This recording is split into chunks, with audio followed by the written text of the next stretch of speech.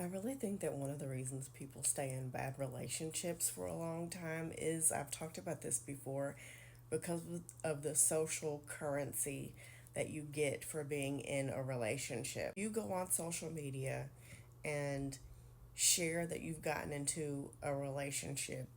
People will come out of the woodwork, people who usually don't comment or engage with your posts, people who rarely like your posts, will come out like roaches to a little Debbie Christmas tree cake to congratulate you for being in a relationship. People will tell you how cute y'all look together. People will tell you how happy you look. People will congratulate you. You will have friends who really aren't friends, but they will want to do double dates with you and plan stuff together so that y'all can now sit around and talk about your boyfriends or your husbands or whoever. And this is long before TikTok. You would get that same kind of reaction on other social media platforms as well. But I can sniff it out from a mile away.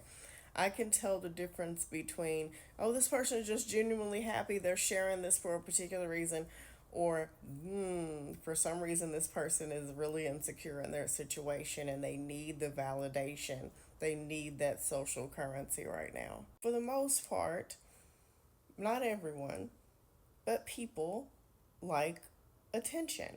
And to a certain extent, there's nothing wrong with that. We are relational creatures.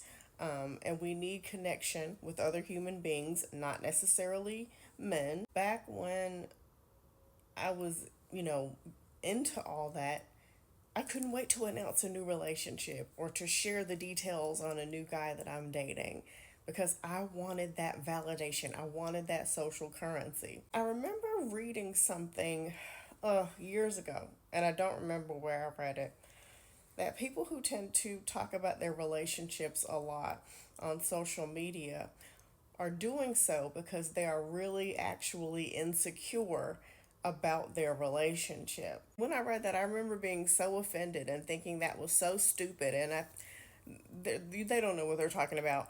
And it was just because I was triggered because I knew what they were saying was true, at least for me. And it wasn't until years later that I was really honest with myself. I enjoyed the attention, I enjoyed the social currency. And one of the things that article said was they're really not happy in their relationship and they need that validation because they're actually trying to convince themselves that relationship is actually a good one. And then when you like the post, when you engage with the post, that's their validation that it actually is a good relationship. And again, there's nothing wrong with like posting your man every now and then, but I'm talking about if you're doing it constantly all the time and that seems to be the only thing that you're talking about. I have a couple friends who share, every now and then, nothing too crazy, but then I also have a handful of friends who I only know they're in a relationship or married because I personally know them. They don't say nothing on social media. Now, anyway, I kind of went off on an exit here. Let me get back on the highway. So, when I look back on when I used to post about being in a relationship or post about who I was dating, I did so for a couple of reasons. And those reasons were I needed to prove that someone wanted me. I needed it to be known and documented that a man wanted me. I really didn't like myself and I was still dealing from the wounds of having been in a relationship, a marriage with a man who told me that nobody ever wanted me. So each time that I would get into a relationship with a man or date a man, that was kind of like validation for me. Like, see, he was wrong.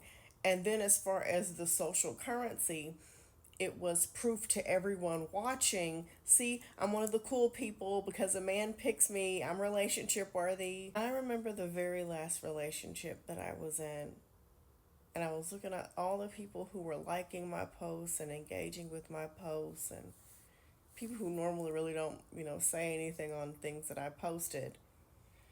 And I remember thinking, these people have never said anything about anything else. And then also thinking about all the people who would say stuff like, oh, it's so good to finally see you happy. So glad to see you happy. That became an insult. Not that they were doing anything intentionally, but it became an insult because of a few reasons.